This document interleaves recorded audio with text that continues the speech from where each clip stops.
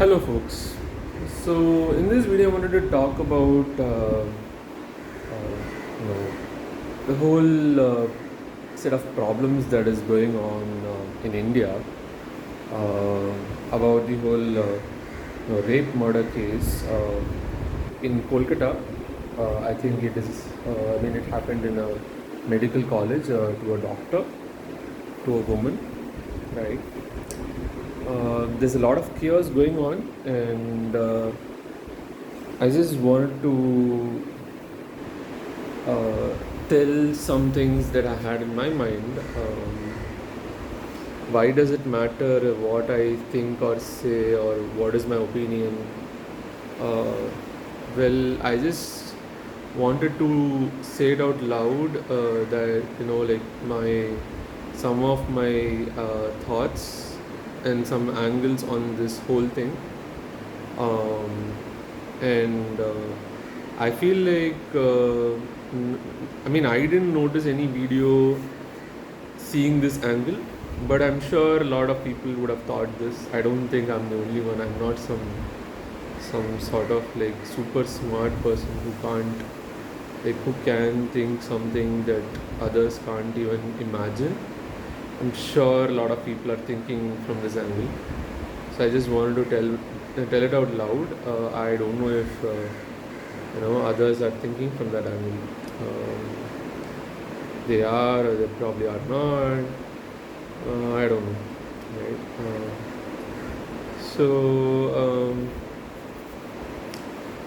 Yeah, I mean, let's get started. So let me get to the main points so that people don't feel like where is this going, because a lot of times I've got feedback that what I try to say. So let me tell it in some points and then I'll elaborate more. First thing, yeah, this is about the whole rape murder case that happened in Kolkata on August 9th, 2024, August 9th, I believe, yeah, 2024. And in a medical college called RG Car, I think. It's a medical college, and it happened to a woman. I think she's 31-year-old. It's a gruesome rape and murder case. It's a gruesome case, very, very crazy, and people are saying many things. You probably already know a lot of the things that people have said, that is based on the autopsy report, that they've got like a lot of semen. Looks like it's a gang rape because there's a lot of semen according to the autopsy report, and looks like there was a lot of struggle the victim struggled a lot, and of course looking at all the injuries, and the autopsy report basically um, tells a lot of things that was noticed, and even before the autopsy report, I think in general, while looking at the dead body, they noticed a lot of bad things, and it's a very gruesome murder. So and everyone is of course pissed off, understandable, and people want the justice, of course, and when we talk about justice, we are talking about how to prevent it and also how to punish the people who do this, right?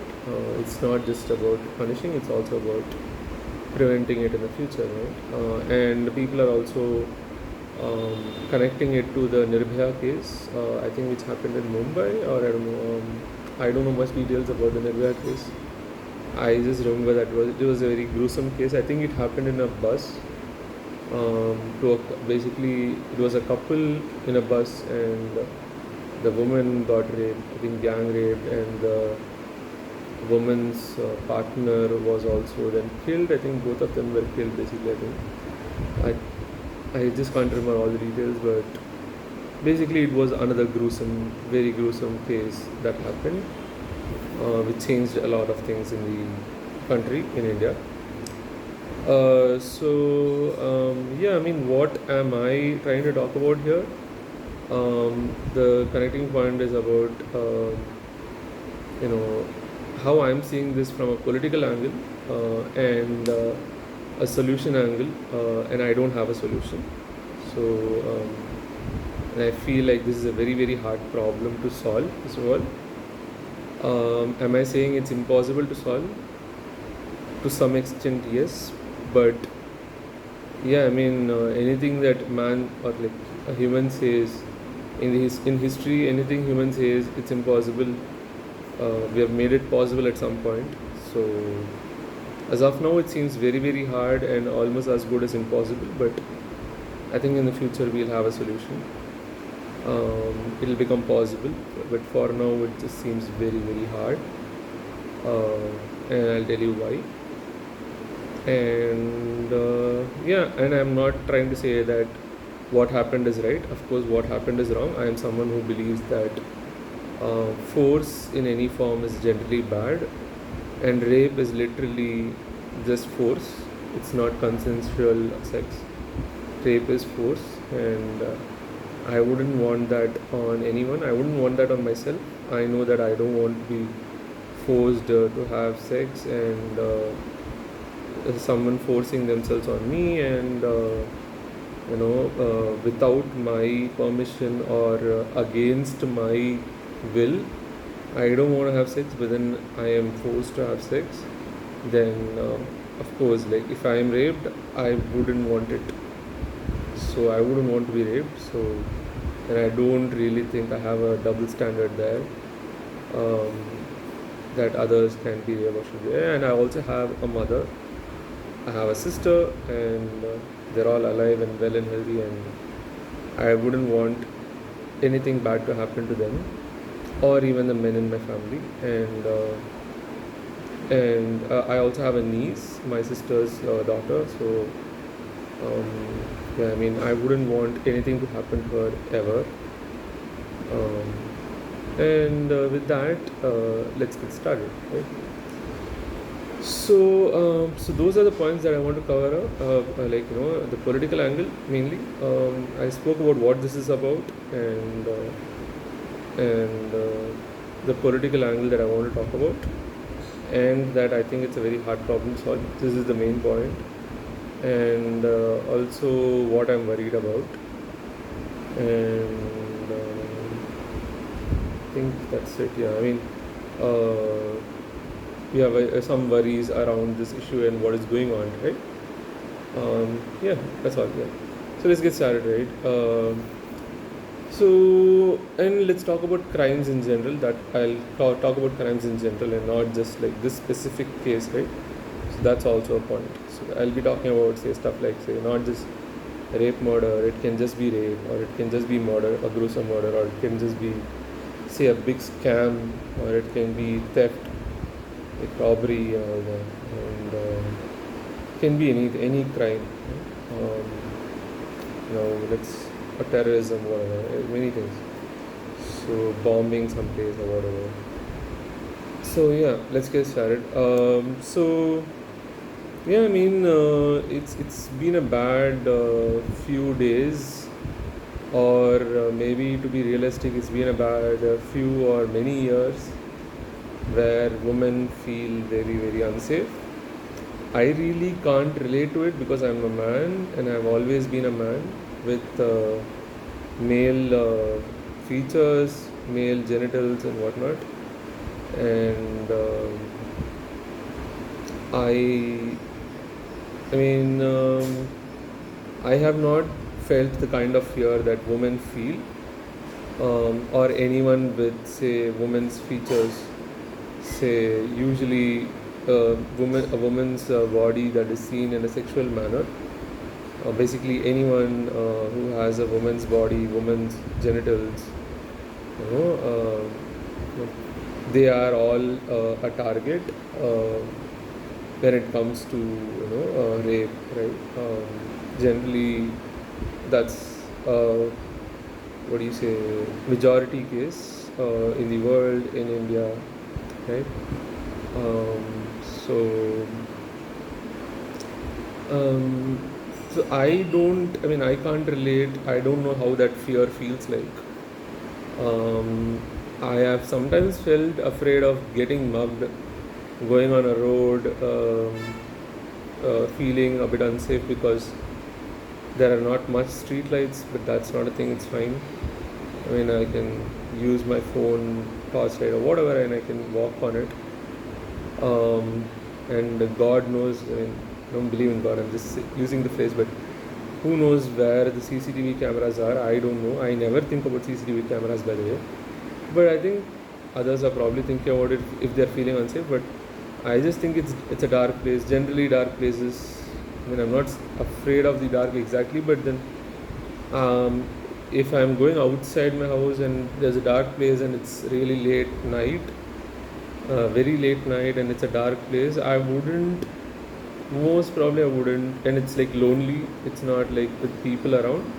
Most probably, I wouldn't go on it because I just don't want to get mugged and all of that, right? Or be extra careful about. So when I say mugged, I mean like someone suddenly popping up on the street, on the road that I'm walking on, and then using a knife or some weapon and trying to scare me and asking me to give money or do something, or I don't know, right? Like usually it can be multiple things. Usually money. A lot of people want money, and so they can just be like, give me your phone, and wire transfer all the money in your account to their account and whatnot, right?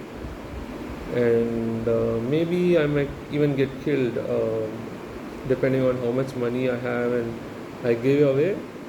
Getting mugged is one thing, like, and getting robbed is one thing, right? And then I could just get killed also, finally, after all of that.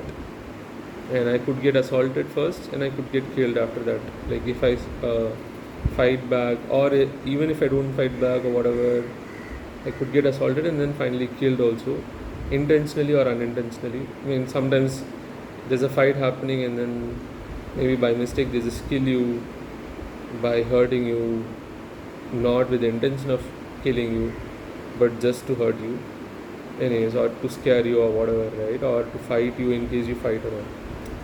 So I felt fear in that manner, but then that too only after growing up when I started going on the streets alone, right? But the kind of fear that women feel, I don't think it's that kind, right? I mean, imagine this like, I mean, you can't exactly relate to it or imagine this exactly, but then try to imagine yourself as a woman who has woman's features, a woman body, woman genitals, and whatnot. Basically, a woman's features, woman genitalia, and whatnot, that is actually a target for men who are craving sex, or who are actually just crazy about sex, who are actually very say cruel minded, or they have an animal mind when it comes to sex or whatever, and they are just trying to dominate and control over someone and get what they want, say sex or pleasure, basically, right? Say pleasure through sex or pleasure through control and sex, control over someone, force over someone, pleasure through the fact or through the idea that they have extreme strength to do anything and whatnot. I don't know what, right? So let's say you're a woman, and like when if you're watching and you're a man, let's say if you're a woman, you already know how that feels. But for men, I just wanted to say, like, think about it. You walk on a street that doesn't have lights at night, late night, and you're alone, right? And the street is like empty, right?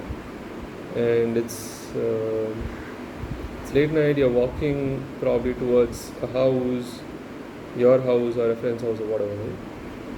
And the fear you will feel internally that someone can come from behind you and kidnap you, rape you, or do anything to you, right?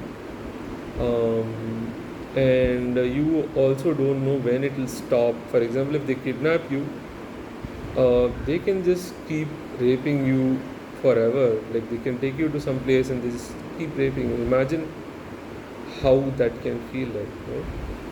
Like being forced and being hurt, and all that pain, and all that fear that comes with kidnapping and getting raped, right? And all that pain and all that, it's just gruesome. So, and there are worse scenarios also. I mean, and yeah, the woman can get killed. So for example, I'm currently in Tamil Nadu now, in Chennai. Generally, rape is one thing that women can fear. Another thing, if a woman is wearing, say, a necklace, right, say a gold chain, right, jewelry, they can get mugged. Someone can ask them to give their chain, their bangles, golden rings, and all. That is basic. More worst case scenarios are basically chain snatching cases. So in India, in Tamil Nadu at least, it's a very popular crime, wherein as in popular as in movies, and you get to hear it in news at times, wherein someone is walking on the road. It can be daylight, bright daylight also, but it can happen easily in nights. Okay, if it can happen in broad daylight, then imagine what can happen in the night. So at night, someone can just come really fast, or or on their motorcycle or scooter or whatever, and basically snatch a woman's gold chain. Right? This can be for a woman, or even it can be a man. Men also sometimes wear jewelry these days, golden and whatnot. But let's just, here we are mostly focusing on women's fear, right? A woman's fear of different things. So a woman is walking on the road, and suddenly from behind or from the front, someone comes in a scooter or motorcycle really fast, and then suddenly they grab the chain and then they pull it off. That's what is called chain snatching case in India. And when they do that, basically there's a lot of struggle. First of all, when you pull, there is a lot of force applied on your neck, depending on from what angle they pull and how things happen. And since if they are on a vehicle and moving vehicle, they are basically going to pull and keep going. So basically, when they pull like this, there will be strength over here, there will be force over here, and then when they keep going forward, slowly the force will move over here. And when they go totally like, let's say they're coming from the forward and going behind, then basically there's a lot of force applied over here, and they can even like break your neck. Like if they just keep going on and suddenly just pull it off, in the process of snatching the chain and breaking the chain or something to get the chain out of your neck, they can actually break your neck, right? The Adam's apple, like men have Adam's apple, but basically women, like somehow if they break the neck, that's all. They're most probably dead, right? So, or it will at least cause blood and some wound over here, but very bad scenarios are happening. Like I've seen in movies wherein they just snatch and the neck just breaks like this, right? And so bad that yeah, of course there's wound, but the wound is not the worst thing, but it just breaks, right? And they just pull it off and go, and the person dies, the woman dies, right? So imagine the fear that comes with that when that is happening, or that you imagine that this might happen, right? So, and yeah, sometimes people come from behind so that a woman doesn't know. A lot of women are very, very careful though. They are keeping their ears really sharp, especially if they're very, very careful if they're going on a dim lit road or like very lightly lit road with not much street lights, and with no one or not much people around, and they're walking alone and whatnot. And they can come from behind and snatch the chain and go like this and still probably break the neck, I don't know, but they can just snatch the chain, and that is also scary. That itself is very scary for women. then imagine how scary a rape can be, right? Or kidnapping and rape and whatnot, right? Kidnapping for ransom, rape, and multiple crimes. Not just one, it can be multiple crimes, right? So, thing is this, who knows, like they can ask for ransom, get the ransom. In the meanwhile, they can do rape and whatnot, and who knows if they do worse, like for example, take videos of the woman and put it on the internet and whatnot. And then craziest case scenario, they can even murder the woman, right?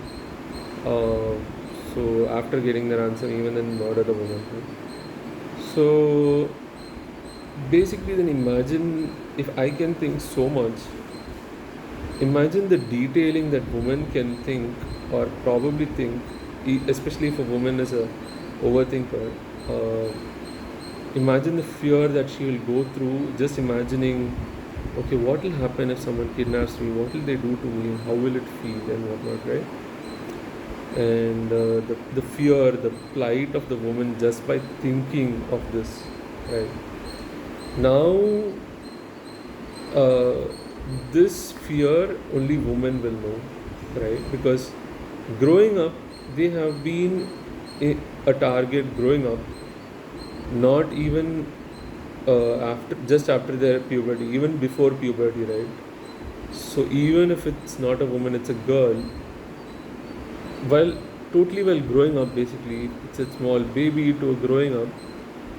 A girl's mother, a woman's mother, always teaches the girl, the woman, about how she has to be very safe because she's a target, and that generally, of course, a mother tells her kids that they can get kidnapped and whatnot, and to not trust strangers and all that. But then for a girl, a woman, I'm guessing they probably tell a lot more things. And these days, they probably tell many more things even to the boys and to the men also. Because in today's world and even in the history, I think it's not just women and girls getting raped. Even men, boys can get raped. There are cases, for example, there's a documentary on Netflix talking about pedophiles in Boy Scouts America organization, right?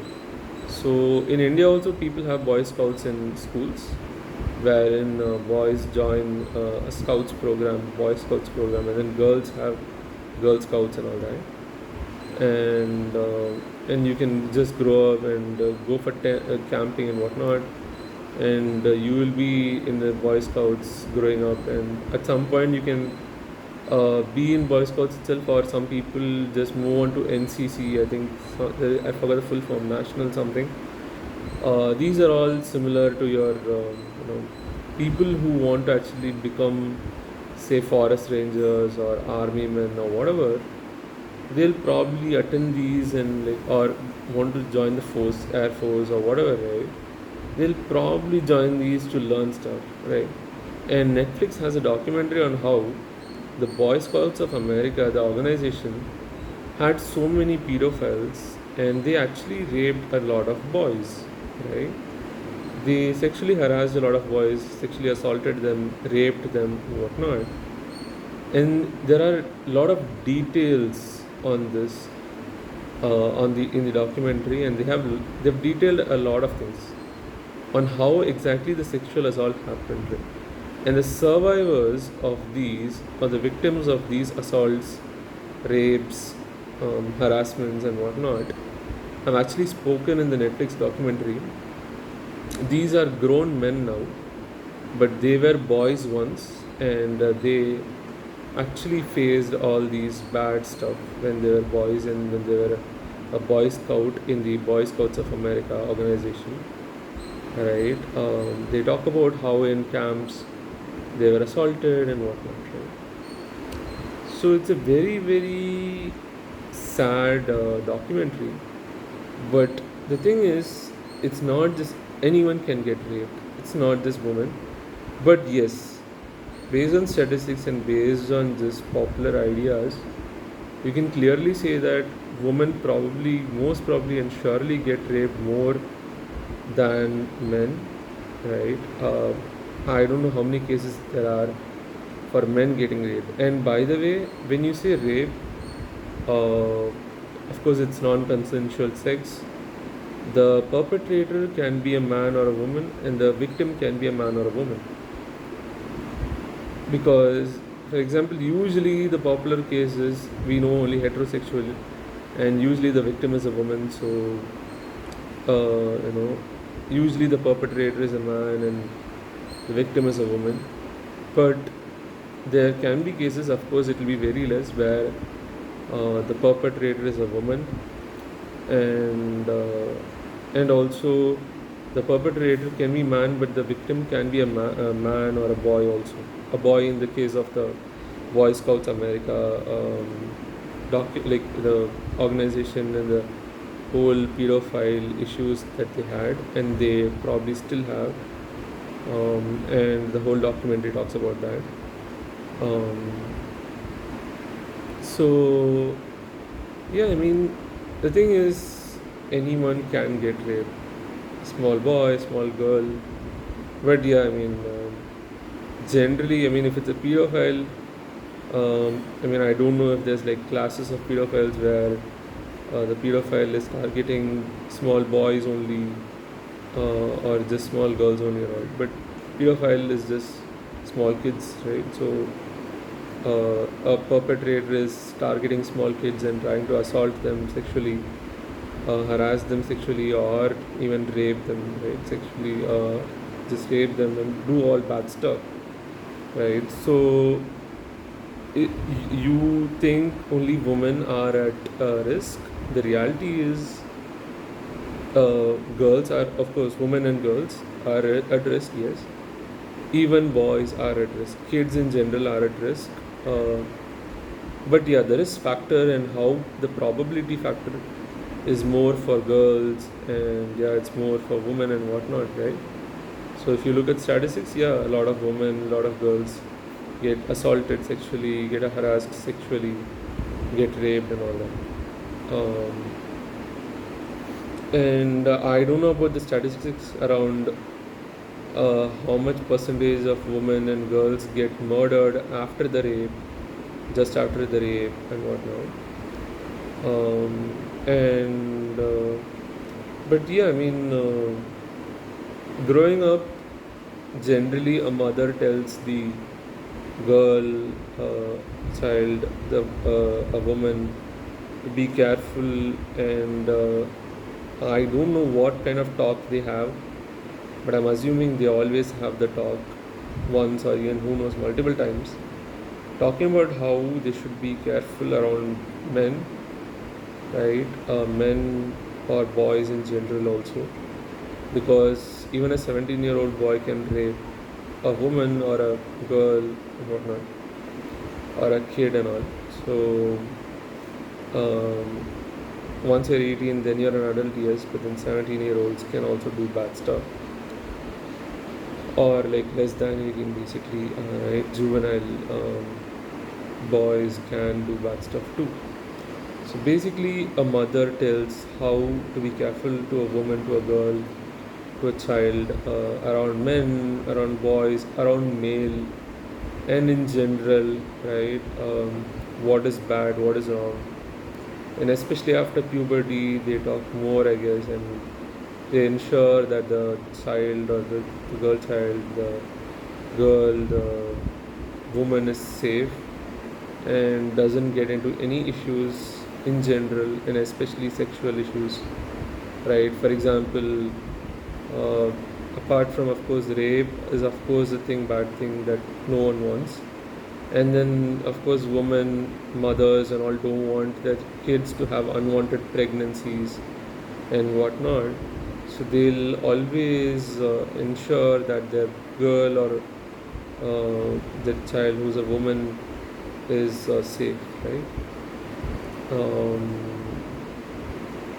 so they'll always keep telling the woman, the girl, that, be careful. Then imagine the kind of mindset a girl grows up in, grows up with, and the kind of environment she has inside her head.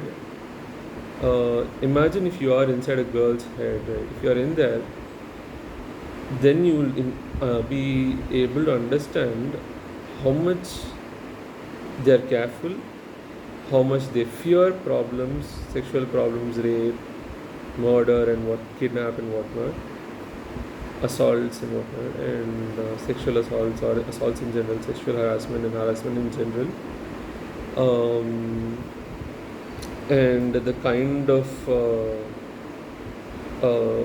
looks they get, right, from people and whatnot, and the kind of attention they get, and the bad eyes that they get, right, bad looks and sexual looks and whatnot. Some people, some women even say how a man just raped me with his eyes, basically to say that he was looking at her in an objective way, and she noticed it. And women, girls always notice, right? They are very, very good at reading their environment, reading people, right? To understand where are they looking, what are they looking, what are they probably thinking, why are they looking, why are they doing something and whatnot. So, yeah, I mean, then imagine growing up, what kind of environment they grow up in. Like in schools, they are taught to be careful.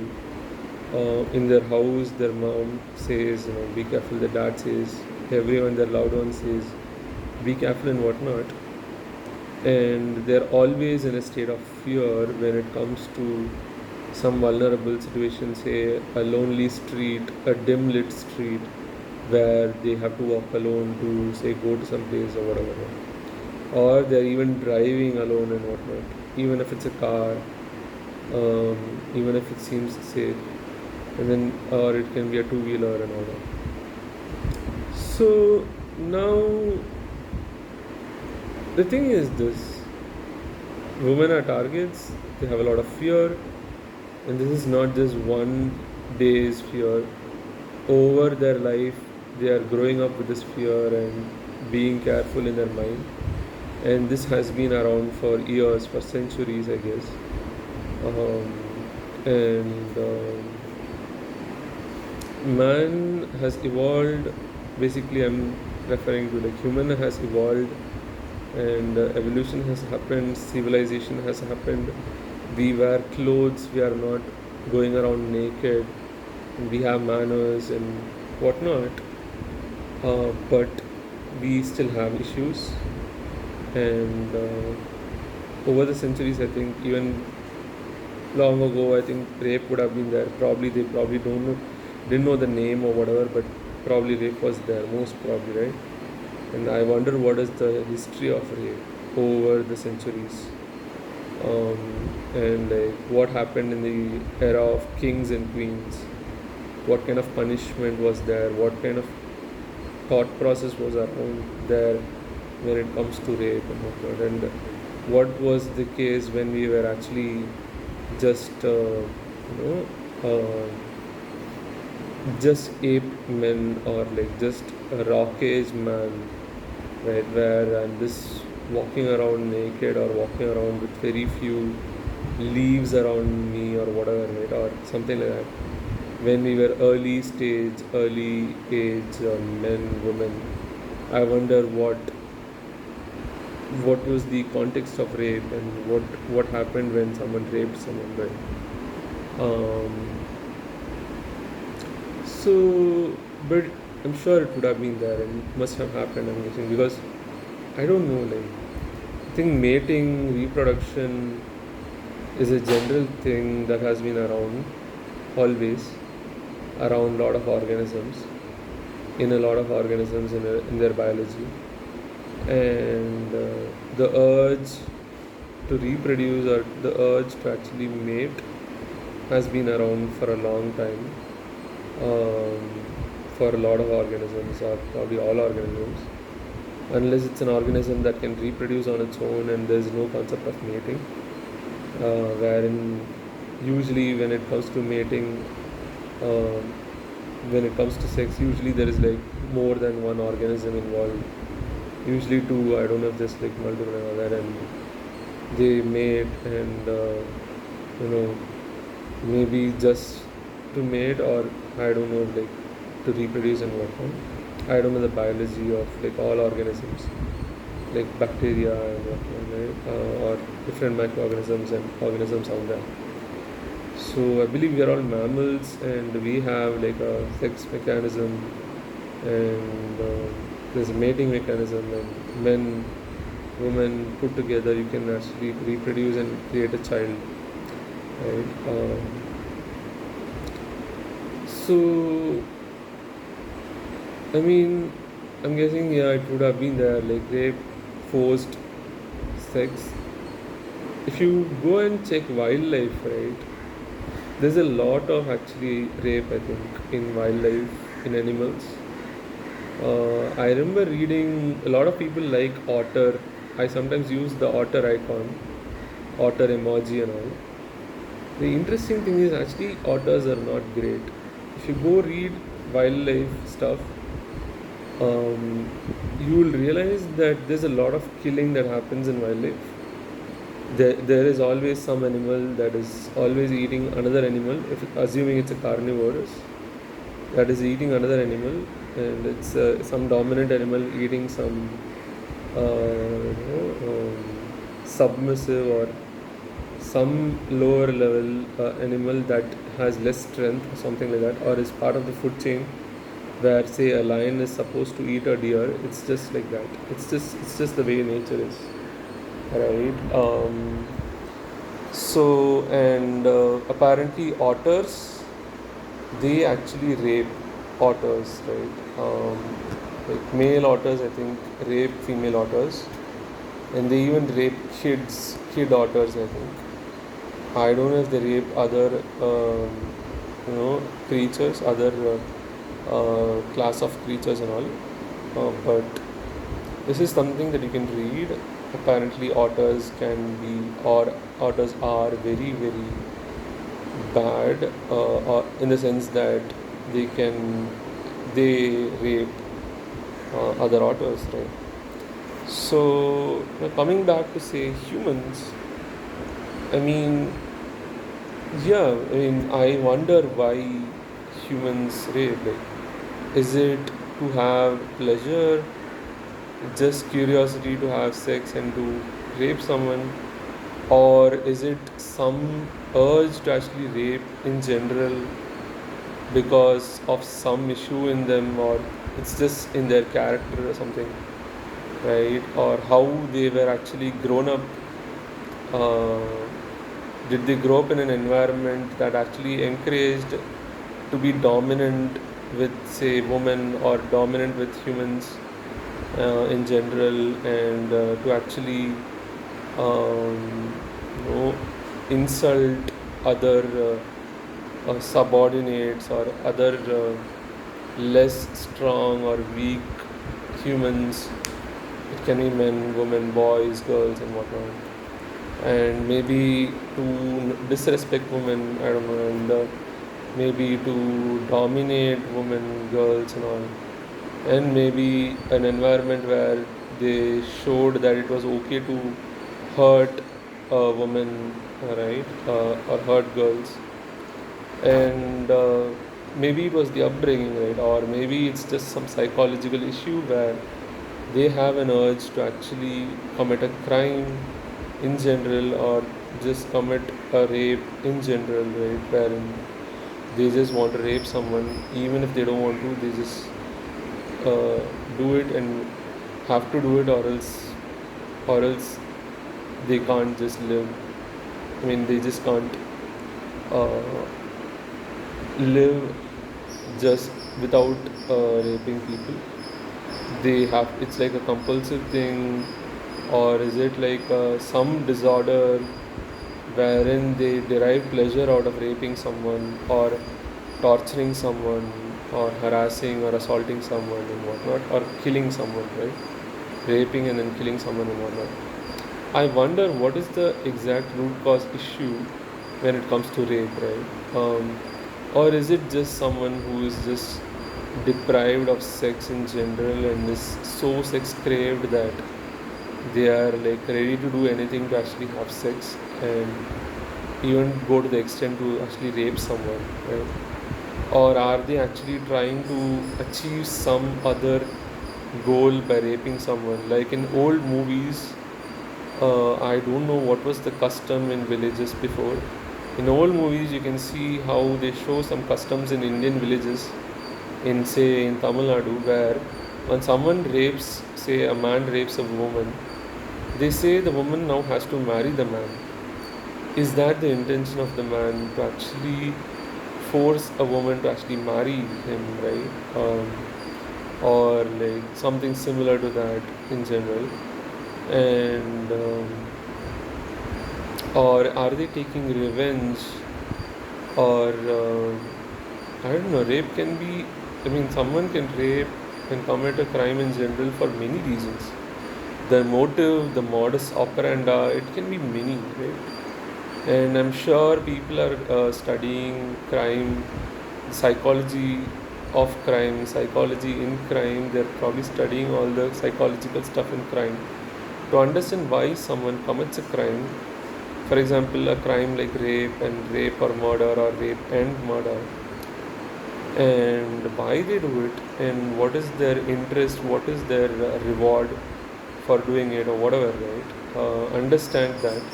And if there's no why, that is just simply psychotic, which is a different kind of issue and different kind of mental health issue or disorder or whatever, right? Or disability. Now, what is the political angle that I was seeing in the case of, say, this whole incident, rape murder incident that happened in Kolkata, in West Bengal on August 9th, 2024? I'm seeing a political angle where this was just around August 15th, Independence Day. August 9th it happened, like just before Independence Day, 5 days before. I'm just wondering, is this some way to actually shake the country, shake the world in general, and especially shake the country, shake India, to provoke India, or I don't know what's the right word, to provoke, instigate, and whatnot, to provocate India and whatnot, to manipulate India to actually freak out or cause protests. I don't know, like, what is the thing, right? Like, why would someone, like, let's say someone is trying to target a country and they would like to target the country and affect them or hurt the country, hurt them, hurt the people in the country, and hurt the country by doing something wrong. Like, this is like terrorism, right? Like, terrorism is basically causing terror, the act of causing terror, right? And it can be someone anti-national, it can be someone within the country or from outside the country and all that, right? People can put bombs and whatnot, or people can cause bio wars wherein they use biological chemicals and whatnot, or like some chemicals to cause problems in a group of people or in the country and whatnot. And in this case, what is the benefit for someone or some group of people to actually cause chaos in a country, right? Like, are they trying to crash the economic market in some way by creating a rape case? Are they trying to cause problems and cause protests and cause instability in a country? Um, they just simply want to cause chaos, simply, or for some good reason they want to cause chaos specifically in India, let's say, for example, or simply then that's just psychotic. People are just playing games then on you, that's all, right? That's a different level of issue, right? So now, let's say they are trying to do something political. This can be political in the sense that national level politics, world level politics, or this can even be a group, small group of people, or just single individuals politics, right? For example, someone comes and tries to, in this case, let's say someone is trying to make put a black mark on the name of the college, this on the college where this happened, this incident happened. Let's say they want to put a black mark on the college, or for some reason they are competing with that college, they have their own college, or some personal revenge or whatever, right? Some business revenge, whatever. They can be like, okay, let's make it look like this happened in this hospital uh, for this medical student, but then the reality is probably someone else did it and not someone in the hospital, for example, right? This can be group of people, small politics and all that, and someone can be like, okay, I don't like the principal, I want to move them, transfer them, I want to go there as principal. Okay, let's try to see how he can resign himself because I'm not able to remove him. So now you cause chaos, right? And or you want to actually degrade the name and defame someone or something or some organization, and you try to use things like this. For example, in this case, an organization, or it can be some specific person or group of people in the company, in the organization, that they want to actually target and defame and cause problems, right? Destroy their names, their status, their power, right? And grab their power. At a more higher level, if you see, this can be simply state level politics, where state governments, like state government and the opposition party are fighting, and the opposition party is, I think this is the government hospital, this Kolkata hospital where this happened. Maybe the opposition party wants to name, like, name call these the other parties or party in the state government, running the state government that is in power. So, and they want to just point fingers and be like, you made this mistake, you are not fixing it, right? Or this can be worse. For example, central government level politics, the the political party that is in power, for it to get actually under the bus, basically for it to get defamed and damaged, the opposition party or parties at the national level, for example, say Congress, and the party in power is BJP in central, at the country level. Congress can be like, okay, let's actually cause some problem in general to, and say that BJP is not doing anything. Or for example, 15, like some 78th Independence Day on 15th August, right, 2024. Congress or some, yes, Congress might have thought, okay, let's share that it's been so many years of Independence Day, but we are still not independent because we still fear, as women, we still fear walking on the road and whatnot. And talk about like how Independence Day you're not worthy of being a leader, like as a political party or in a political party, this person doesn't deserve to be a leader and whatnot. Basically, Congress and BJP will keep fighting, right? Like, or basically the party or parties in power versus the party or parties in opposition, or other parties, basically party or parties, can actually keep fighting and start blaming each other and start saying this was not done well, that was not done well. This is politics for them, to gain power, to gain money and whatnot, to gain status, of course. Yeah. So, other level of thing is central level opposition uh, can actually come and say, can come and do something like this, can cause a rape case or whatever, and cause chaos, and central government opposition, like the central level opposition can come and tell at the state level, which is being run by the same party as the central level, and be like, see, in this place you didn't do this right and whatnot, right? So this is just like a political party stuff. Other than this, I mean, at central level, let's say it's BJP, so at central level. So in state level, let's say it's Congress in power, then they can simply be like, hey, Congress is doing bad in this city and whatnot. Like basically to say that BJP can do better, like the other political party that is complaining can do better, right? So this is politics at national level. Then there's world level politics. Like basically, are there people, businesses, world leaders, and whatnot who want to see India burn and die, who want India to actually degrade, who want to cause problems in India, chaos and all that, and hence they actually keep creating these crimes, gruesome crimes, to ensure that, they can show that it's not safe, some sort of like, to some extent causing some sort of terror, so we can call it terrorism also, or they want to crash the Indian markets, or they want to compete with India and they want to become a better country. At the cost of that, they are also trying to push down India by causing chaos and problems, right? And the craziest thing is this: these are world level, national level politics, and I spoke about individual level politics also. And as part of these politics, for example, let's say some person or group of people or political party or whatever is trying to put some blame on someone. One thing, I can think of two things. One thing they can do is the crime can be committed by one person, and then later it can be staged as if someone else committed the crime, or some set of people committed the crime, and then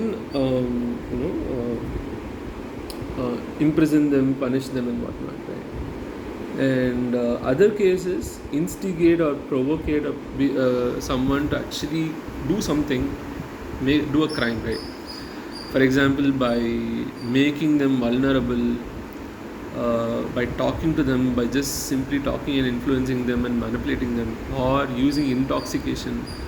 Like basically, let's say they wanted to trap some doctor or someone or some set of people, they intoxicate all of them like without the knowledge of the person who is going to get intoxicated, or with the knowledge, they just simply intoxicate them, and then people just listen and do stuff that they don't want to do also, or they're not even aware of what they're doing. They're just like high, intoxicated on, say, alcohol or narcotic drugs and whatnot, and they are just somehow manipulated to actually go and commit a crime. For example, say in this case, rape, murder. And then later, like, basically it was not in their intention to do it, but then someone somehow made it happen for various reasons, right? Or someone really lost their control over their emotions, which is not a good idea. They were very, very sex deprived or whatever, maybe, or they have some personal issues, or they have some mental health issues or whatever, and they gave into their emotions, and raped someone, or some set of people raped someone.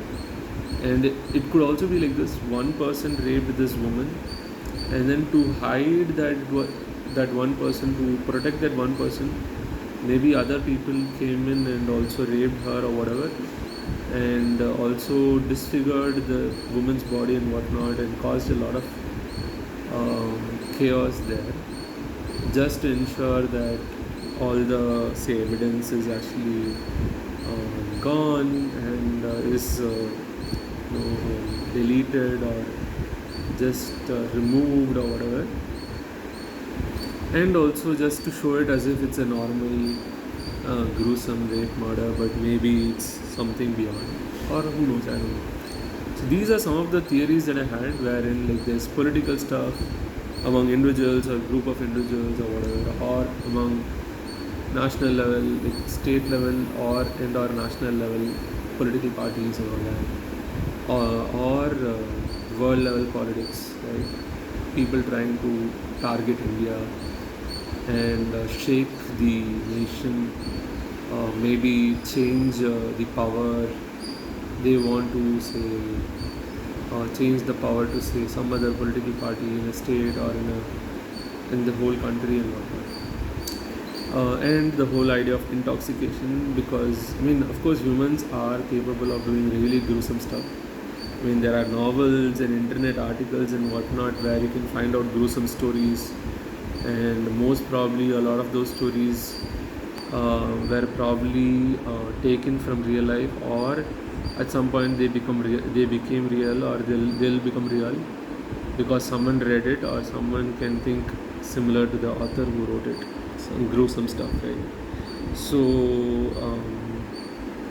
humans are capable of gruesome stuff, but then it is also possible that the human was actually intoxicated, and hence they lost their senses, or their bad behavior is what was. Yeah. So yeah, these are some of the theories that I had. And when I actually was talking to some people, right, say I spoke to a psychologist, and she was saying how she can't imagine how this could have happened. It's inhumane and whatnot. And I said I have some theories on how this could have happened, and she was like, I don't want to know the theory. Right? And she was asking, is there any solution? Right? The thing is this. I spoke about the different angles that I had, right? The political angles and whatnot. The thing is, people need to think about the theory, try to understand the problem, look at different perspectives and angles, and then you can think about the solution. You research your problem. She's a psychologist. I don't know if she studies crime and all.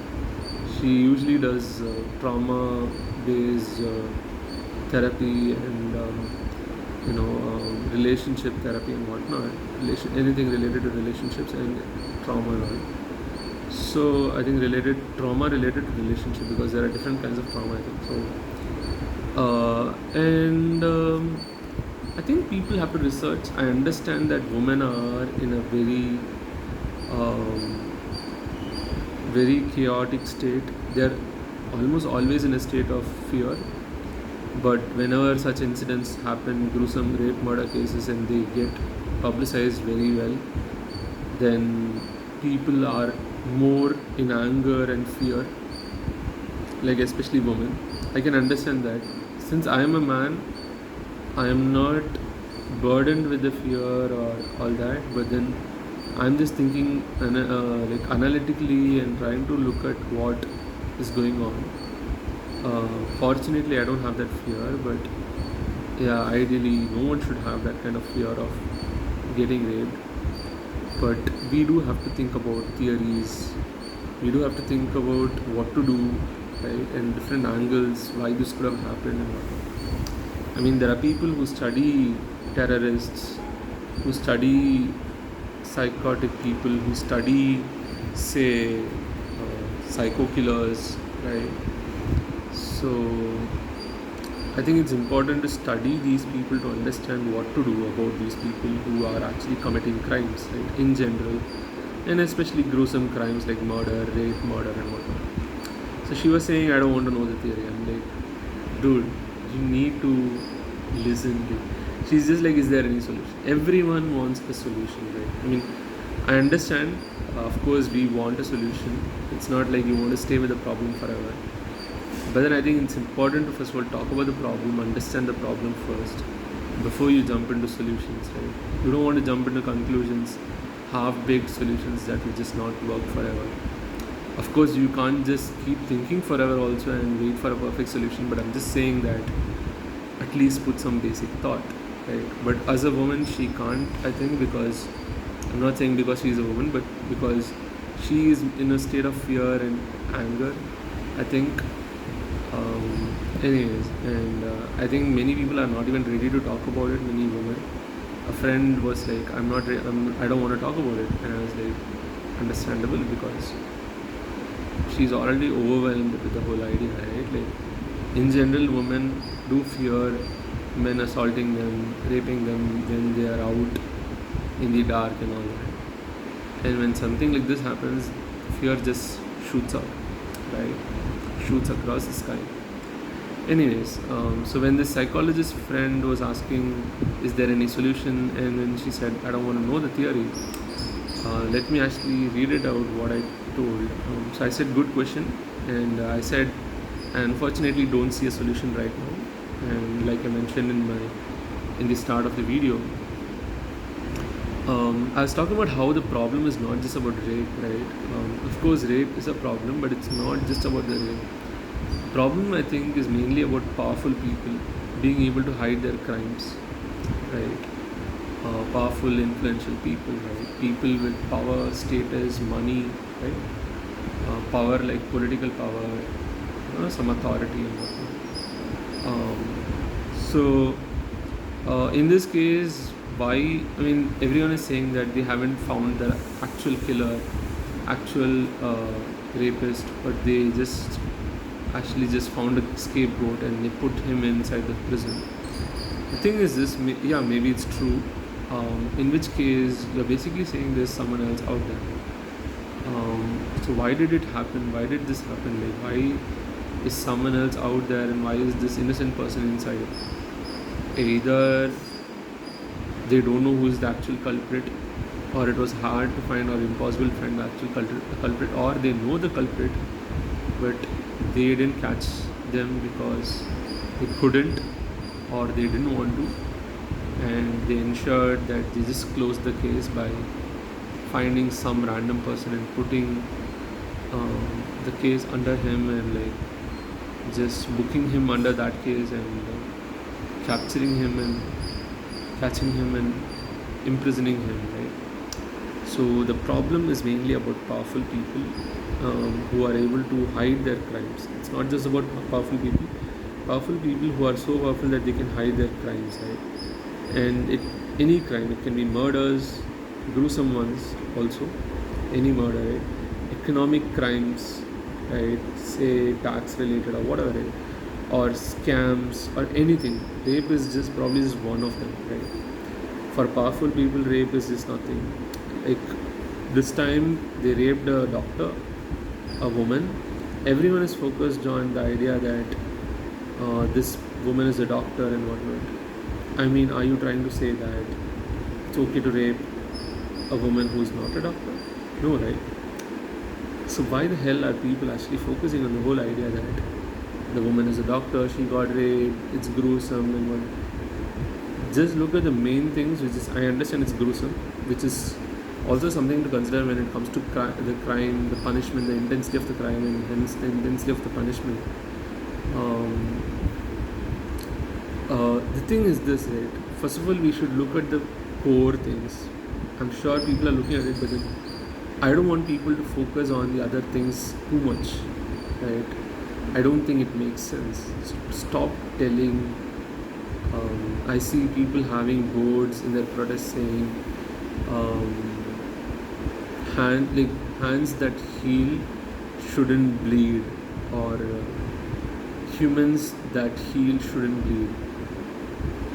No human should bleed. That's all. What the hell are you telling? Like, why are you saying that doctors shouldn't bleed, or whatever? Like, why is the whole focus on doctors and everything? Like, I understand that this woman was a doctor. The interesting thing is, I mean, I'm not saying that this is all very interesting, I like it. I'm just saying, interesting fact and like the idea around the whole thing is, this is not the first or the last rape murder case. I think there will be more, and there have been a lot that didn't come out in social media, a lot that many people don't know because it didn't come out in social media, or it didn't get blown up like this one.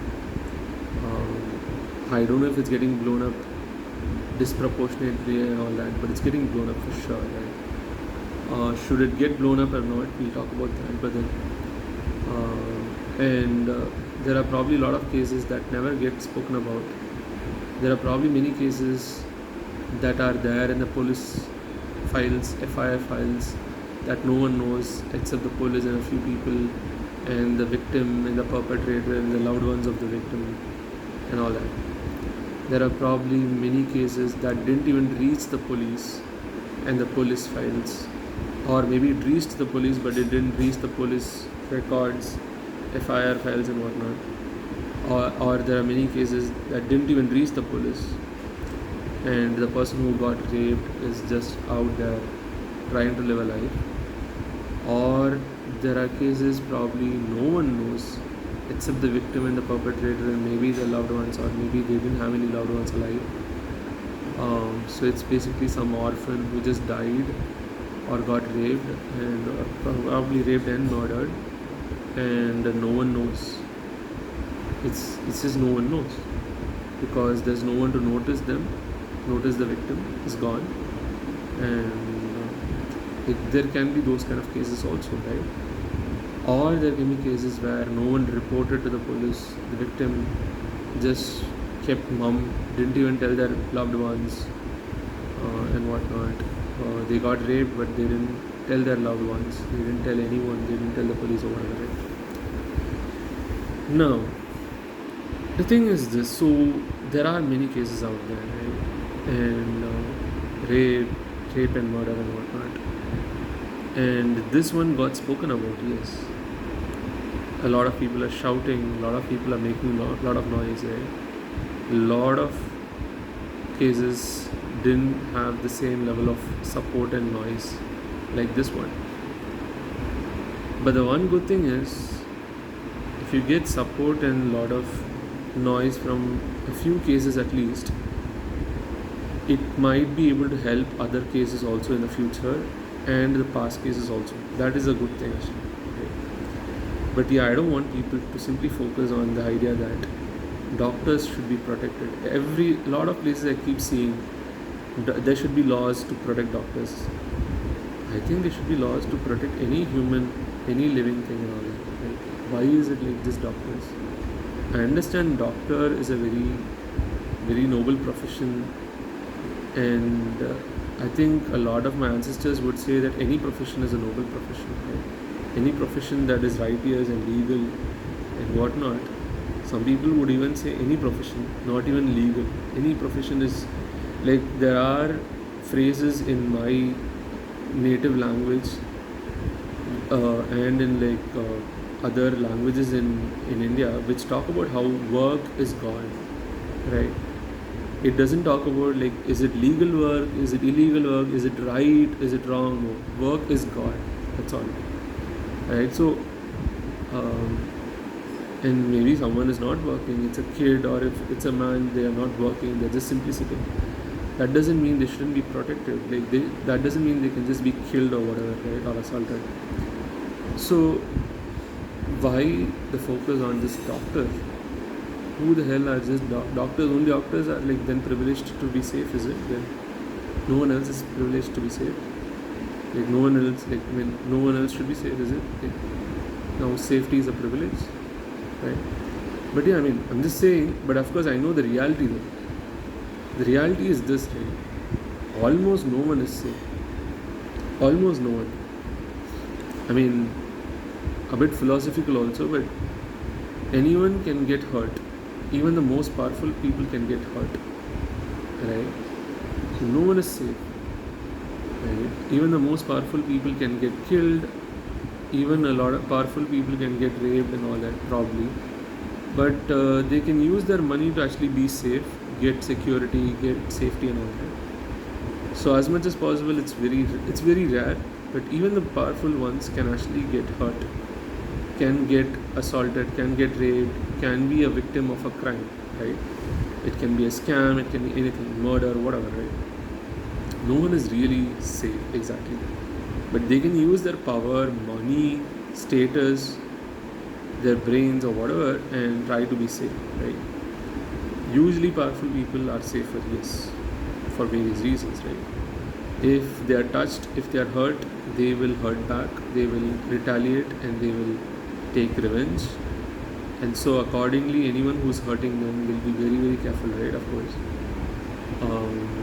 Like no one can just go ahead and hurt some really wealthy man in the country or whatever, or some powerful politician and all that, or their loved ones, their daughters or children or whatever, their wives or whatever. So the reality is no one is safe. Yeah, that is the reality. We just have to stomach it and understand and accept it. I think most people know it and most people accept it. I just wanted to just say it out loud in case you don't think that it is almost impossible to just keep everyone safe.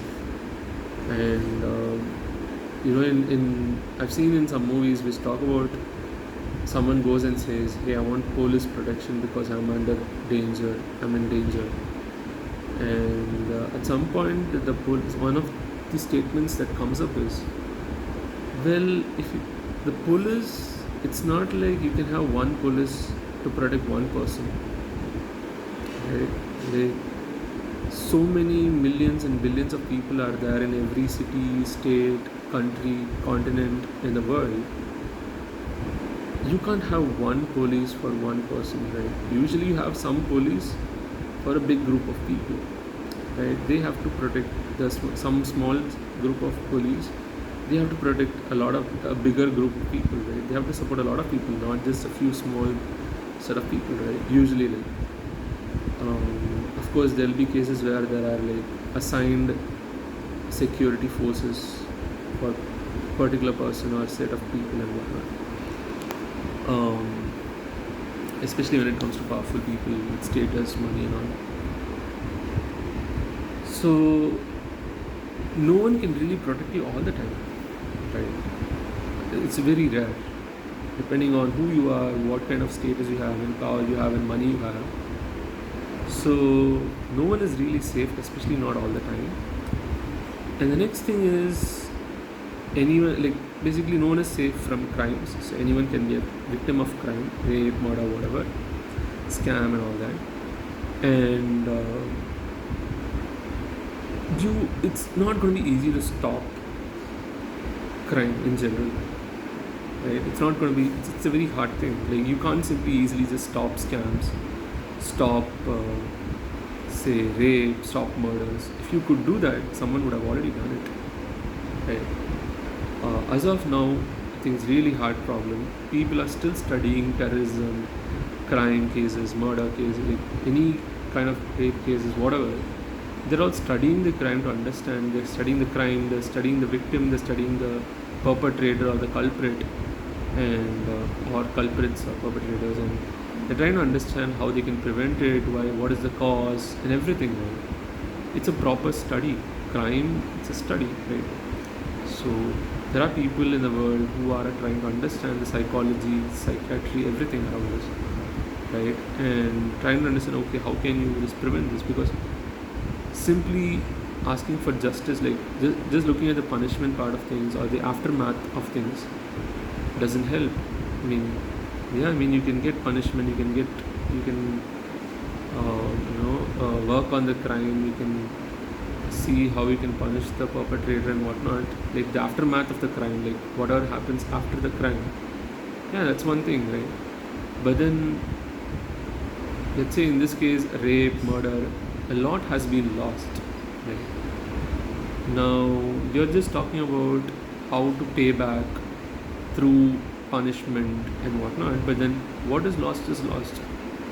I mean, to give an analogy but not an explanation, because analogies and explanations are not the same. I'm walking on the road, I'm gonna try to be safe, right, from vehicles hitting me.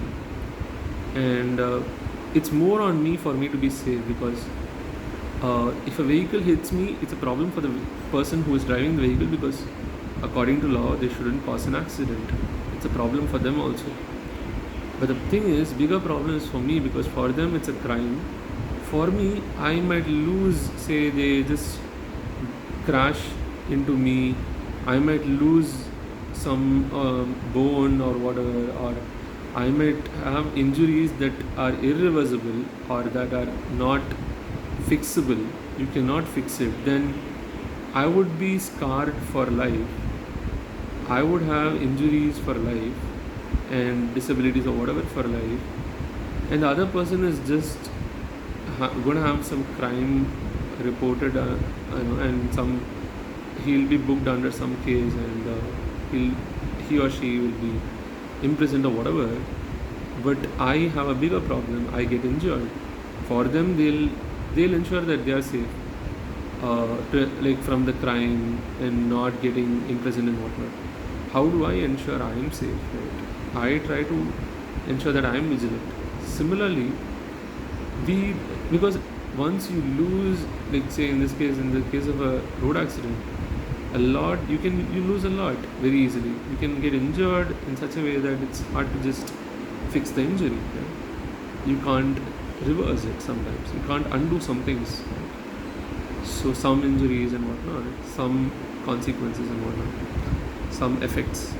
So same way, once someone is murdered, that's all. You can't bring back that life. No matter, for example, there are cases, for example, natural disasters, governments come and say, if someone died in this natural disaster, we will actually pay them this much money.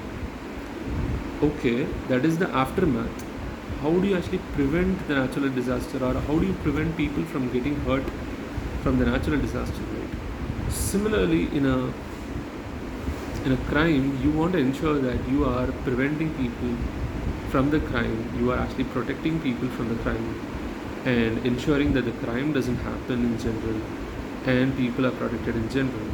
But then you can't protect everyone just like that, right? No one is safe, I guess. So it's a very, very hard problem. And but the good thing is, you can actually try to look at the problem to understand the problem. You can understand why it is happening, who is doing it, right? Why it is happening, why are they doing it, what is their motive, what is their modus operandi, in what kind of conditions it happens, right? And how can you protect it at different levels, right? Currently, most people, what they do is, like I said, if I'm walking on the road and some vehicle comes in front of me, approaching me, I'll try to ensure that I am safe. So basically, if a road accident happens, I am the victim, and the person who is driving the vehicle is the perpetrator or culprit. Most people would say, dude, Karpya, why didn't you just walk carefully? That's just victim blaming, I know. But basically, they know that it's harder to control the other person. It's better to just control yourself and actually maneuver the situation in such a way that you are actually safe, right? I know it's an unfortunate thing, but then you can't control another person, but you can actually control what you do and you can do. But I'm not, of course, going to say that, now hence women should not wear these dresses, or women should not go to these places. No, I'm not going to try to say that. I'm not trying to say that.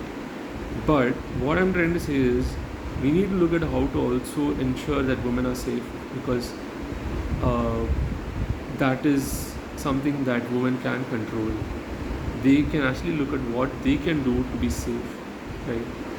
Because that is the utmost priority, most important thing, right? To ensure that you have different ways to help yourself, right? You have skills, you have the brains, you have the physical and mental skills to actually save yourself from a situation. I know it's victim blaming, but you can't protect all victims, all possible victims. People have to protect themselves. You can't have one police or a group of police for each and every person in the world, right? So what is the sustainable solution? You try to be self-sustainable, as self-sustainable as possible, right? So that is one level of protection. That is asking the victim to be very careful, right? So that's what people keep doing till now, right? And of course, the system, which is the law, they try to ensure that they put laws, in some laws, to prevent some stuff, and of course enough laws to talk about the punishment for a crime, right? The thing is this: how do you now protect someone from a rape or a murder, or rape and murder and all, or any crime in general? You look at the perpetrator and see what is their motive, and try to understand what is causing it, and see if you can actually get rid of that motive. It's not an easy thing, but then for some people, the only motive is to simply just rape someone. That's their only prime motive. That's all, right? They just derive pleasure out of it. Now, how do you fix that? I don't know, right? I think only a psychologist or a psychiatric, like someone who has studied psychiatry, can talk about it to say what is the problem, right? So, and how do you even identify people who have these ideas, right? I don't know. You can't read minds, right? People talk about,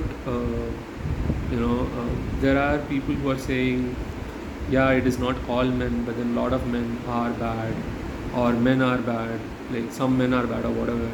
And some people are like, how do we know which man is bad? So we have to be careful with everyone, and we don't want to be around men in general in unsafe situations and all that. Makes sense, right? Now, also, if you think about it, a person can change anytime. Like over the years, they're growing up, they are some way, and then suddenly they change, and then they have become some other way. they have become cruel, rude, or whatever. So how do you test and check someone on demand and be like, now this person is a possible perpetrator? I don't know, it's going to be hard. For example, there is this movie called Minority Report in English. Um, I forgot the actor's name. He's a very popular actor. The actor from Mission Impossible movies, right? Forgot the name. Anyways, he acts in that movie, and it's a very old movie. It talks about how you can actually foresee the future and foresee that a crime is going to happen, and then they stop the crime, right? And yeah, I mean, but then the story takes an interesting turn in that movie, but you can probably go watch it. So maybe if you can actually find a device that can actually foresee the future. The current law says, I think the current law says you have to actually commit the crime to actually be punished, or there should be some indication that you will commit the crime, some plan or whatever. I don't know, because some movies I've seen, it's very funny how they are like, they have only planned to rob someone, they have not robbed them. Let's catch them red-handed. We have their plan. Let's catch them red-handed to show that they were actually trying to rob, and we caught them in the act, right? So yeah, I mean, what about those cases wherein you know that someone is going to do something wrong? You catch them in the act. Is that what you do, or like what is the idea? Like, how do we want to change the law? And the interesting thing about this whole thing is, what are the repercussions of these, or the effects of these kind of cases that come out big, right? Good effect is, of course, some people will notice, will try to talk about it, and will make some actions, do some actions to help with it and whatnot. Individuals, groups of people, political parties, governments in power and whatnot. The thing is, I lost my train of thought for a moment. Just a moment, let me get it back.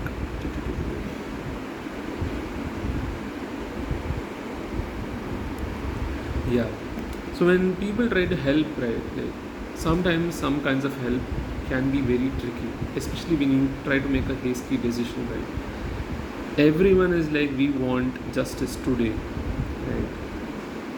We have had rape cases, murder cases, rape and murder cases, or many crimes for years, for centuries and whatnot. You can't solve some really hard problems just like that in a day or quickly. I know people say stuff like, justice served late is injustice, or it's not justice anymore. Justice has to be served immediately, in time, or else it's not justice. I get it. I get the anger. If something happens to my loved ones also, I would feel the same. I agree. But then if you look at it in a more analytical manner, a bit away from the situation, and by not getting very emotional. I know we are humans, we are emotional people, and emotions are very important, and that's what makes us human, and it actually helps us. I'm just saying, for a moment, try to put down your emotions, not completely, but like lower it, and try to understand how can I actually properly solve the problem, right? Understand the problem first. For these people, the problem is simply like someone or some set of people raped someone. Now punish them. You're not punishing them, you're punishing the wrong person. That's all, right? Now, me as a person, I actually like to solve problems. The main problem with that is I'm always looking for problems. And I've seen movies where this is like the whole superhero syndrome, is it? I don't know. Basically, people want to solve something. Funnily, in some movies, the superhero themselves causes problems and then they go solve it. Right? So I am not a problem creator though, fortunately. But the thing is, I'm not trying to create problems, I'm just trying to solve problems here. And I like to solve problems, and this is a very big problem that I can see. Of course, everyone can see it, and I can see that it's also very hard problem. Like I said initially, almost impossible problem to solve. Right? Because let me talk about that. Right, the thing is, I think last time, not last time, like last time when such a big uproar, noise happened was like for Nirbhaya case, and some probably similar cases I guess would have happened in between, where the nation itself was like, we need justice properly, right? This shouldn't happen again, but it happened again, and now people are like, it should never happen again. But then it is wrong to hope in this country and all that. People, it is not wrong to hope, and it can be solved, but it's going to take a lot of time. I'm saying it can be solved with a ray of hope, but like I said, I see it as a very impossible and hard problem to solve, which I'll come to. I even spoke about it in between, why it's like different possibilities of why this happened. I will bring that back to tell why then hence it's a bit hard to solve. So I think it will happen again. It's obvious, as of now at least, to me. It shouldn't. If you believe in God, people say stuff like, God forbid it happens again. It shouldn't. It should not. It must not. It mustn't. But it most probably will. As long as there are humans, there will be problems, there will be crimes, and rape, murder will be one of them. And I think the last time such an uproar happened, the Nirbhaya case and all, they changed laws, which people loved, right? But then it also brought in other kind of problems also. People are going to be like, well, dude, like, it solved a lot of problems. Yes, but the thing is this, it's like any problem that gets a lot of attention or popularity gets lot of help, right? Any problem or issue that doesn't get a lot of attention and lot of support doesn't get help, right? It's a very sad thing, and this is true in general in the world, right? Anything that is popular, that gets popularity, can get help, can get support, right? In general, anything that is not popular, that is not spoken about, and that is not known, or that is not cared about much, that is in minority, like the majority always wins and gets all the attention, hope, support, help, everything. So for example, for the Nirbhaya case, I think they made some changes in law in a very quick time. I think a month or two's time, 1 month or 2 months time, and they enacted and put those laws in effect very quickly. And I think some of those laws, I think one of them says that if a woman says that she has been raped, that's enough. You don't need evidence, right? And that has caused problems, for example, for some men, right? That they actually have been booked for false rape cases, right? And the women who booked these false rape cases, have actually booked multiple false rape cases on many men across multiple or same police station in India. The saddest part is these false rape cases have actually caused imprisonment for many men. Men have been imprisoned for years, say 5 years and all. Their lives have been ruined. One could say, Karpya, come on, at times, I mean, law is like that. Law has loopholes. There are many laws that have loopholes, and a lot of people misuse those loopholes. That doesn't mean that, just because someone is misusing the loopholes, we have to bring out those loopholes and talk about it and get the justice. That doesn't mean you just get rid of the law because the law is helping many other people. Maybe it's not helping a few, or is causing problems for a few. It is true, it's probably not causing a lot of problems for many, and it's actually helping and being helpful for many, but it is causing problems for a few. That's the thing, right? It's the minority that is actually getting hurt. But okay, let's just say it's fine, though it's not fine. Uh, any woman can simply say that this man just raped me, and the man can just be booked with no evidence. And even if there is counter evidence to prove that they didn't rape, they were somewhere else, they have alibi to say that they were somewhere else when the rape incident happened, according to the victim or supposed victim. There have been cases where the judge simply didn't look at it, they just simply ignored it. And then years later, when the case comes back, the judges ask, did someone even look at this counter evidence? There have been cases like that. There are documentaries around this, right? There are documentaries around. So there is one documentary called India's Sons by Deepika Bharadwaj. She is a woman journalist who is trying to support men in this country, in India. I mean, support for men is minor. The support for men is like minority in India, though men are a majority in India compared to women. But the support for men is, I think, is a minority, at least in terms of like general support, like say women supporting men, and men supporting men in general. There are a lot of men who will support women. I think even I will support women, but then I'll support both men and women as long as it makes sense to me. I'll just support them, right? I mean, it's feminism, but I think a lot of years, and even now, a lot of times I slightly slide towards supporting women more than men. And I'm not a proper feminist. I'm more biased towards supporting women than supporting men.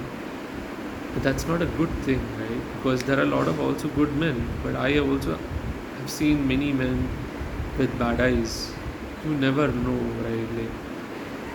But the reality is, the funny thing is, women want equality, and some women are like, I want equality even in crime, even in the bad things.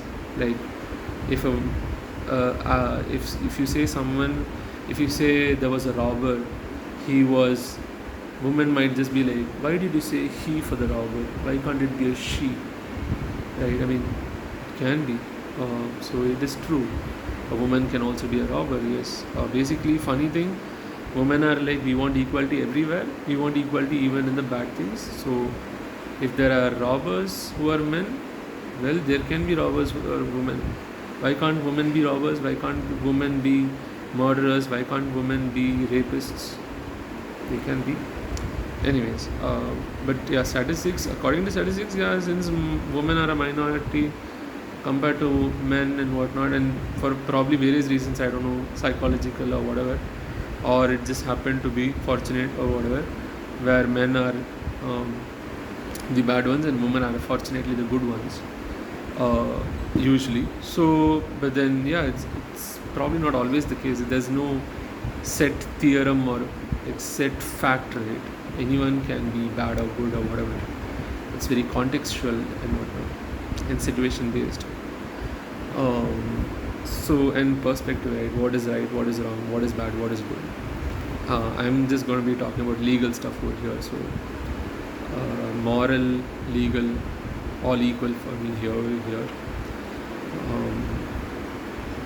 So, yeah, I mean, I have supported women a lot when there was a two sides, men and women.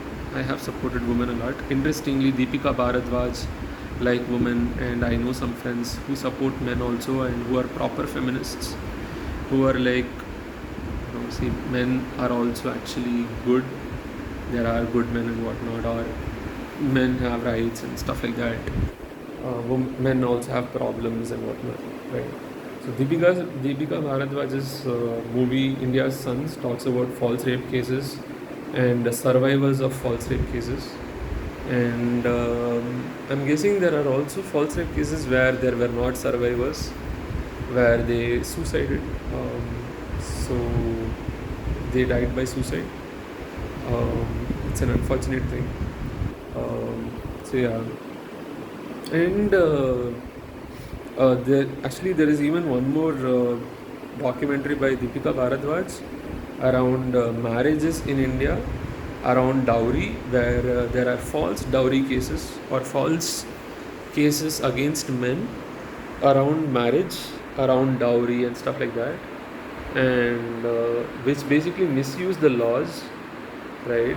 Basically, both the documentaries that Deepika Bharadwaj made is around how law is misused, laws loopholes are misused, and bad laws are misused by, say, women to actually attack men, right?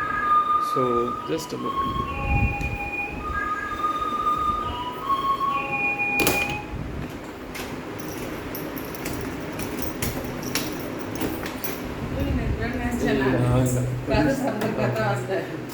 Video பண்ணிருக்கேன் என்ன வரேன்.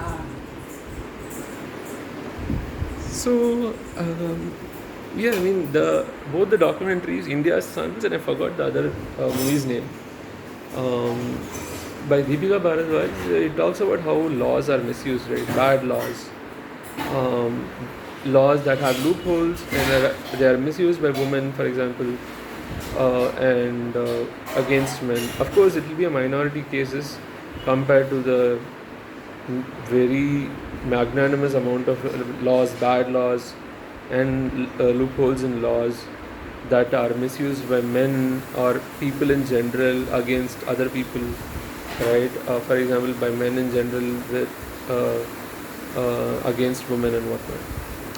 So yeah, there's the minority majority thing, but then I just wanted to say that the law changes that were made with Nirbhaya case apparently were not a good idea, according to even lawmakers, right? There are a lot of people who have this opinion, but of course, I don't know. I think that that lot of people is a minority compared to the majority of people in the world who say that.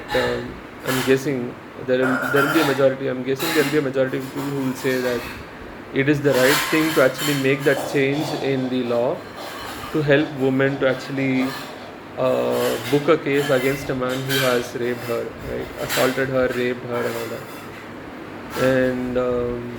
And there are some lawmakers who are actually just demanding simple, small changes in the law to ensure that the loopholes are fixed, right? And there are women in the police, in high positions in police, who talk about how law is always based on evidence. But then this one change that they made in Nirbhaya case, that was around basically law with no evidence, right? Law is always about evidence. I understand though that in rape cases it's hard to actually talk about evidence, right? Because someone can simply just rape someone and you have no way of getting, what do you say, proof that someone raped you, right?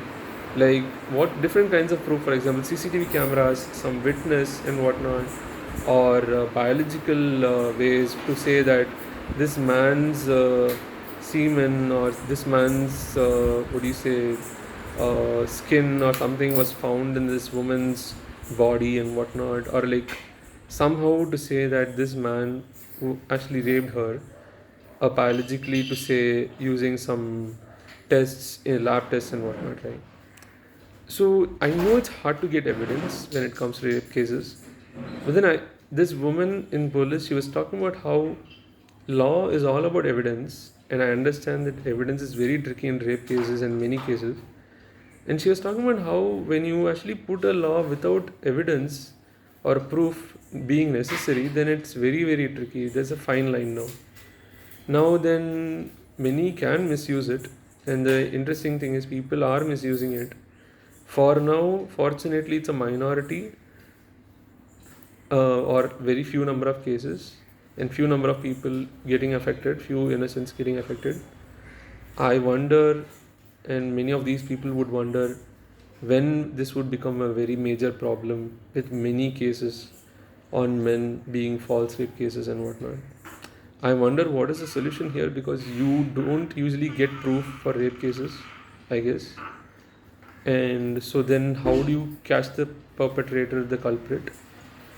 And if you say, basically, if you say if you need proof, and if you say you don't need proof, then how do you actually ensure that the innocent people are not captured? It's a very very hard problem to solve, like I said.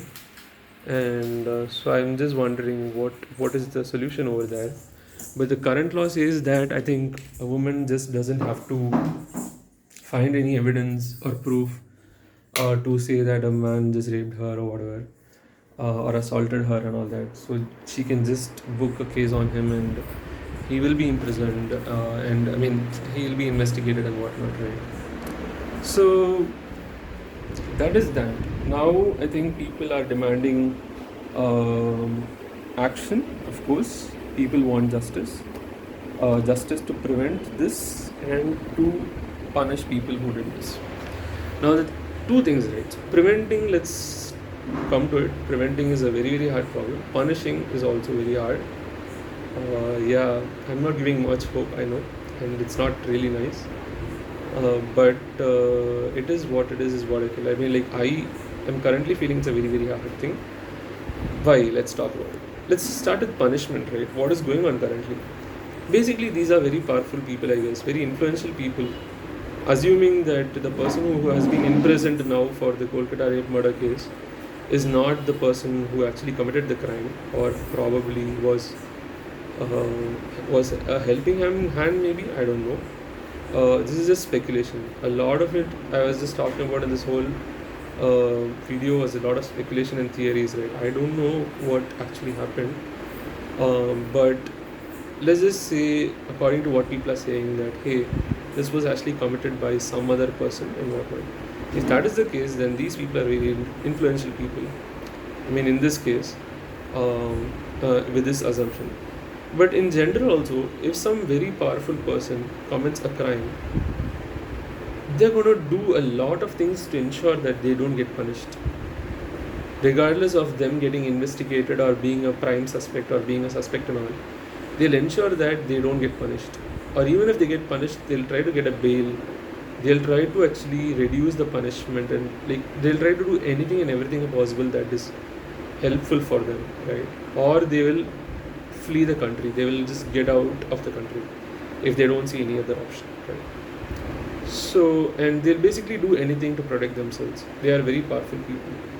So to simply expect that if a powerful person commits a crime, like this can be rape, murder, like both rape and murder, and this can be scam, whatever it can be, any crime, not just rape, right? People are very annoyed because it's a rape, gruesome murder, rape, gruesome rape, and whatnot. Any crime is wrong. Right? I understand there are different levels of crime intensity and whatnot. I understand people are very, very, very pissed, very, very angry, like furiated or whatever, furious and whatever. The thing is crime, right? You kill one person, you kill 10 people, you rape one person, you rape 10 people or whatever, right? Or you scam and you rob someone, you murder and rob someone, rob and murder someone, whatever, right? So, if it's an influential person, they wouldn't rob and all. I think. I mean, they wouldn't rob some small amount, of course, or just be stupid and murder someone themselves, right?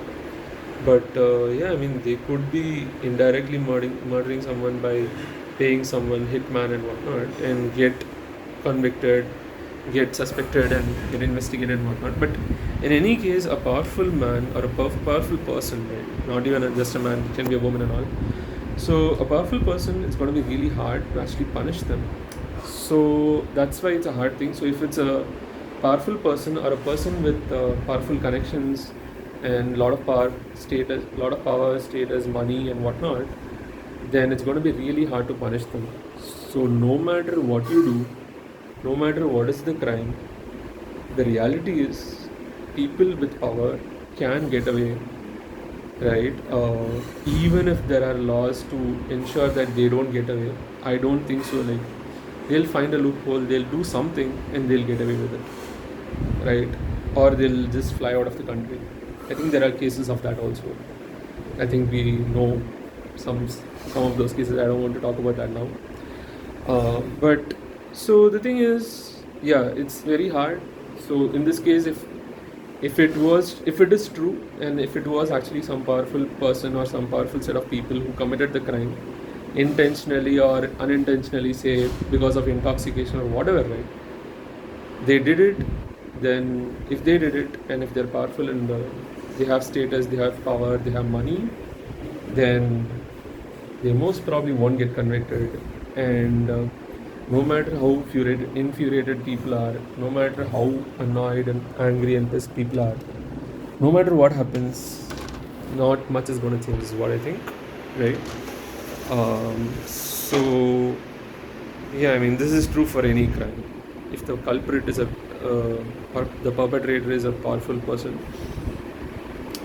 with power, status, money, and with political connections and influence and whatnot, and who can influence the government, influence the system and whatnot, can buy the system and whatnot, or do many things, or cause fear and influence the system, then so that is one thing about punishment. About preventing, like I said, anyone can do anything at any point in time. It's going to be really hard to prevent things. So it's impossible to prevent crimes, like all and any crime. But one good thing is you can reduce the possibility of crimes and have good punishments, of course, to ensure that normal people leave powerful people. That is a different set of problem to solve. How to punish powerful people who commit crime. In general, this can be rape, murder, whatever, right, or scams and all. But how to punish the others, right, who are not powerful people, right, who can actually be convicted some way? How do you punish them, and how do you prevent crimes in general, and especially with normal people, right, the majority cases?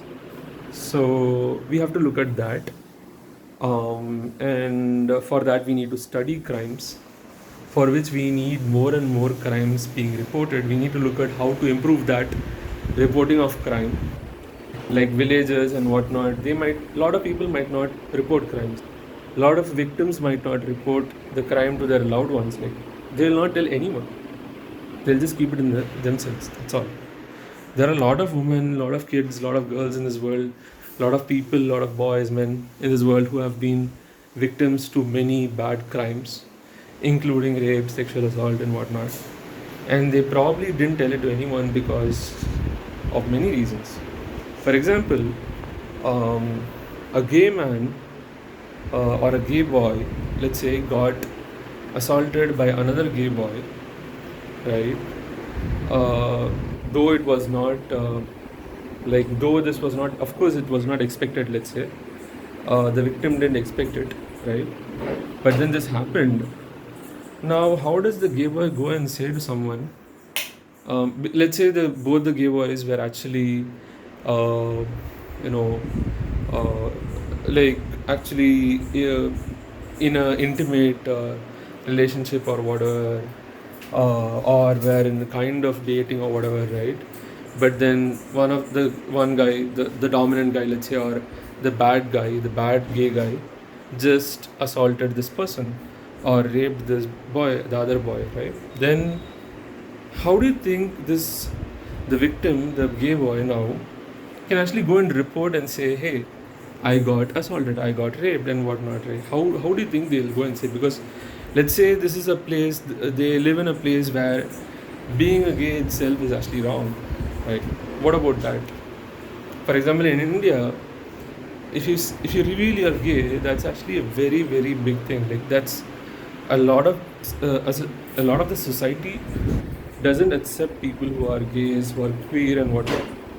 A lot of people don't even believe in it. They just think it's all heterosexual and whatnot, right? So similarly, there can be many cases, many reasons and whatnot, where someone can be assaulted and they would not say it out of many reasons, out of fear of something or the other, out of fear of the perpetrator, or out of fear of something else getting revealed as part of revealing the assault or crime.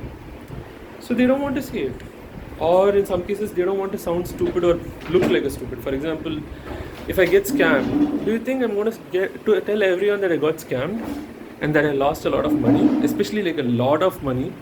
And if the scam is a very basic scam, or like I got fooled very easily, scammed very easily, do you think I'll say this to everyone, right? So, and so, yeah, I mean, there are a lot of reasons that someone cannot report a crime. So first of all, we should ensure that we report, like, increase crime reports, right? Ensure that crimes get reported somehow, right? Encourage people to report crimes and whatnot, and study crimes and see how it can be prevented. If it's a mental health issue, for example, if the social upbringing and let's say a child got abused when they were a child, a person got abused when they were a child, and hence that is causing problems in their mental health, and hence that is causing them to actually behave in a bad way and commit crime, for example, sexually assault people and whatnot, or murder people and whatnot, and be a psychopath or whatever, then or like a psycho killer or a serial killer and whatnot, then we need to look at how to ensure that we stop child abuse, we help children be safe and whatnot, right? For example, I think in the US you have child services and whatnot. I don't think you have exactly a equivalent in India. I don't know though. So you should look at how you can protect things, how you can prevent things at the root cause, right? For which you have to learn stuff, you have to study stuff. Your anger, people's anger is not going to help anything at all, right? Anger is simply just anger. You have to use that anger and channel it and study stuff and understand how you can solve the problem, right? Okay, I need to use the washroom now. I'm in a hurry. I'm going to actually make a part 2 of this video and then talk more. So I'll come back and I'll talk about what I spoke to the psychologist, more about like preventing this problem and all that, and also about what some people told me when I spoke about this and how to prevent this problem. Chalo, see you, bye. I'll come back after I use the washroom. Bye bye.